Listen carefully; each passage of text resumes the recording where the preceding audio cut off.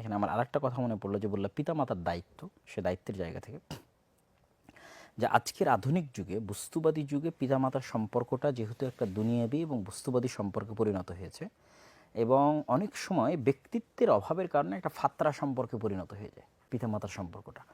ফাত্রা মানে যে কারো মধ্যে দায়িত্ববোধ এবং কারো মধ্যে ব্যক্তিত্ব নাই।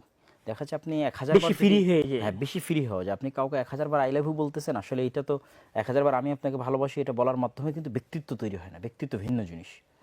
ব্যক্তিত্ব কীভাবে তৈরি হয় এবং এটার উপকারিতাটা বলে আমি কথাটা শেষ করব।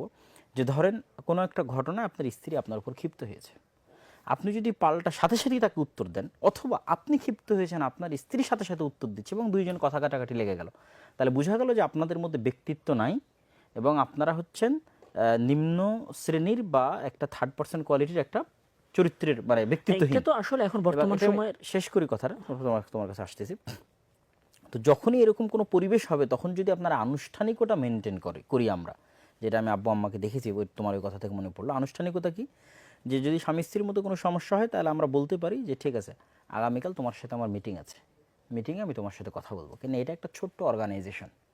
এই ছোট্ট অর্গানাইজেশনে যদি মিটিং হয় সাপ্তাহিক, এবং সাপ্তাহিক মিটিংয়ে যদি ফর্মাল ওয়েতে কথা হয়, ঠিক হামদ সানার সাথে, যে আলহামদুলিল্লাহ নবী বাদ, আসসালামু আলাইকুম রহমতুল্লাহি ওয়া বারাকাতুহু, আজকে আমাদের আলোচ্য বিষয় এই, তুমি আমাকে তখন এটা বলেছিলে এবং এটা নাই মনে কষ্ট পেয়েছি। তো আমাদের ফ্যামিলিতে তুমি তো খুব ভালো করেই জানো যে প্রত্যেক সপ্তাহে মিটিং করা, এটা আমাদের একটা ফ্যামিলি অনুষ্ঠান, সাপ্তাহিক অনুষ্ঠান। এখনো সেটা চালু আছে। এখনো সফরের কারণে সবাই বিভিন্ন দিকে যাওয়া হয়, তো একটু কম হয়। তো এই সাপ্তাহিক অনুষ্ঠান বা মিটিং, ফ্যামিলি মিটিংটা খুবই ইম্পর্টেন্ট সবার মধ্যে ব্যক্তিত্ব তৈরি করার জন্য।